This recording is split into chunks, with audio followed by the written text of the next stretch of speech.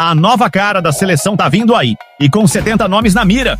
E a pergunta que tá ecoando em todo canto. E o Neymar? Volta ou não volta pra seleção? Rashford é do Barça. A era culé começou com estilo. Endrick do Real Madrid tá machucado de novo. Tudo isso e muito mais. Fala aí, amante da bola. Chega mais porque o mundo do futebol tá pegando fogo. Então se ajeita aí, respira fundo e bora mergulhar nesse capítulo completo do futebol mundial. Vamos começar com o estouro da semana. Marcus Rashford, sim, aquele mesmo que cresceu no Manchester United, virou referência na Inglaterra e agora tá de casa nova. O cara foi apresentado oficialmente como novo reforço do Barcelona e vestiu com moral a camisa 14, número que carrega uma mística pesada dentro do clube, já usada por craques como Cruyff, Mascherano e Thierry Henry. Na sua primeira entrevista como jogador culé, Rashford foi puro sentimento. Soltou a braba. O Barcelona é onde os sonhos ganham forma. Aqui, eu sinto que pertenço. Foi isso que me trouxe. A conversa com Hansi Flick foi decisiva. Ele é um dos melhores do mundo. Vim para ajudar esse clube a conquistar a Champions. Rashford chega por empréstimo até junho de 2026, mas com cláusula de compra definida. 30 milhões de euros. E detalhe importante, o Barcelona vai bancar 100% do salário do jogador durante esse período, algo na casa dos 14 milhões de euros por temporada. Vale lembrar que, para fechar o negócio, Rashford aceitou um corte de aproximadamente 15% no seu antigo salário do Manchester United, que girava acima dos 15 milhões. Jogou a favor do sonho, jogou pela camisa, jogou pela história. Enquanto Rashford era aplaudido na Catalunha, o Brasil tava pegando fogo. O clima esquentou no jogo do Santos contra o Internacional. O Inter foi lá, encarou o Santos e venceu por 2-1. Mas o que marcou a noite foi o show de tensão no final. Neymar, sim, ele mesmo, achou que tinha feito o gol de empate nos acréscimos. Mas o árbitro apontou que a bola não entrou. O resultado? O camisa 10 ficou transtornado. Partiu pra cima, reclamou, xingou, discutiu com o torcedor e precisou ser contido por João Paulo, o goleiro. Teve palavrão, teve dedo na cara, teve desafio. Neymar, indignado, soltou a voz. Tu não é machão? Vai lá pro vestiário então, cala a boca, tem que honrar a camisa.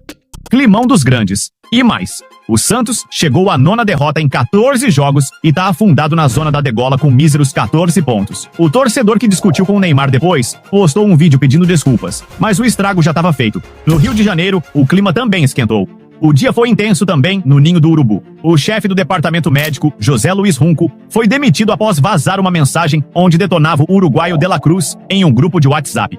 A diretoria do Flamengo não aceitou a conduta antiética e cortou laços com ele. Em contrapartida, chegou o reforço europeu. Saúl Ñíguez, ex-Atlético de Madrid, desembarcou no Rio de Janeiro de graça, após rescindir contrato. Camisa 8 já nas costas, a mesma que era do Gerson, e contrato de 3 anos com o Mengão. O cara já foi multicampeão na Espanha e chega com moral. E tem mais, Emerson Royal deve ser o próximo. O lateral do Tottenham já aceitou a proposta, segundo Fabrício Romano. E o valor gira na casa dos 10 milhões de euros. Ele chega para ocupar a vaga de Wesley, que tá de malas prontas rumo a Roma. Enquanto isso, na terra dos Beatles, o Liverpool apresentou oficialmente mais um reforço. O atacante francês Hugo Ekitike, ex-Frankfurt, que chega por 90 milhões de euros, podendo bater 95 com bônus. O contrato vai até junho de 2031, e ele chega credenciado por uma temporada impressionante. 22 gols e 12 assistências. Ekitike se junta a uma lista de reforços de respeito que inclui Wirtz, Frimpong, Kerkez e Mamardashvili. Mas nem tudo são flores. Luiz Dias pode estar de saída. O colombiano tem acordo pessoal com o Bayern de Munique. E os alemães preparam nova proposta de 80 milhões de euros.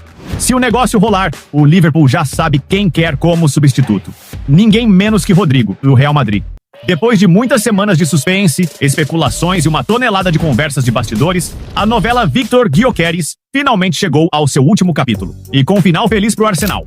De acordo com o sempre preciso Fabrício Romano, os Gunners chegaram a um acordo definitivo com o Sporting para contratar o atacante sueco por incríveis 63 milhões de euros fixos, com a possibilidade de mais 10 milhões em bônus, totalizando 75 milhões de euros no pacote. E a contratação de Gyökeres vem para turbinar um Arsenal que tá vindo com fome nesta janela. Os Gunners já atoraram mais de 240 milhões de euros em reforços. E o Mikel Arteta, técnico do time londrino, não fugiu da responsa na coletiva. Quando perguntado se o Arsenal tem, enfim, os ingredientes para ser campeão da Premier League, ele respondeu com moral. Só um clube vence, mas sinto que temos os ingredientes certos. Será que é agora, torcedor dos Gunners? Será que finalmente o Arsenal vai desencantar e levantar a taça inglesa? E olha o roteiro cinematográfico. A estreia do Gyökeres pode ser justamente contra o Manchester United, adversário da primeira rodada da Premier League. Lá no Atlético Mineiro, o clima também não é dos melhores. O atacante Rony chegou a entrar com uma ação na Justiça do Trabalho para rescindir seu contrato com o clube, alegando salários atrasados. Mas após uma conversa com a diretoria, incluindo Cuca, Paulo Brax e Vitor Baghi, o atacante decidiu retirar a ação e seguir no clube. Só que o estrago já estava feito. A bomba detonou várias denúncias de outros atletas do elenco, como Arana, Igor Gomes e Gustavo Scarpa, que já enviaram notificações extrajudiciais cobrando vencimentos atrasados. E enquanto isso, o clube contratava Biel, o que gerou revolta interna. Jogadores questionaram a promessa da diretoria, que havia garantido que só contrataria depois de resolver todas as pendências salariais. E o ex-atacante Daverson ainda cobra judicialmente R$85 mil em direitos de imagem. A SAF do Galo promete resolver tudo, mas o elenco tá na bronca. Meu amigo, a seleção brasileira tá se movimentando nos bastidores com força total. E quando a gente fala em movimentação, não é qualquer coisa não. É papo de convocação ampla, daquela que parece lista de vestibular. 70 nomes, mano. Isso mesmo, uma verdadeira peneira de elite feita com lupa, binóculo e radar ligado 24 horas por dia. Essa é a fase que o Rodrigo Caetano, atual diretor técnico da seleção brasileira, chamou de período de observação profunda. Ele mesmo explicou em entrevista que esse levantamento envolve desde relatórios detalhados até visitas presenciais nos clubes, contato direto com comissão técnica dos times, análise de vídeo, de desempenho tático, mental, físico, técnico, o pacote completo. E tem mais, só pode convocar oficialmente os atletas que estiverem nessa pré-lista informada à FIFA com pelo menos 15 dias de antecedência da data FIFA.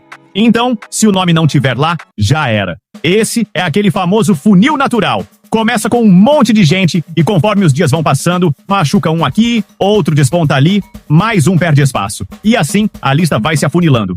Mas o que Caetano deixou claro é que todo mundo que vem jogando bem, mesmo se não aparecer na convocação final, tá sendo monitorado. E agora vem a pergunta que tá ecoando em todo canto. E o Neymar, volta ou não volta? A resposta, segundo o próprio Ancelotti, é direta e reta. Só volta se estiver 100% fisicamente e mentalmente. E ele foi bem claro em entrevista à CONMEBOL. Não adianta trazer o nome, a camisa, a fama. Se não estiver pronto, não serve.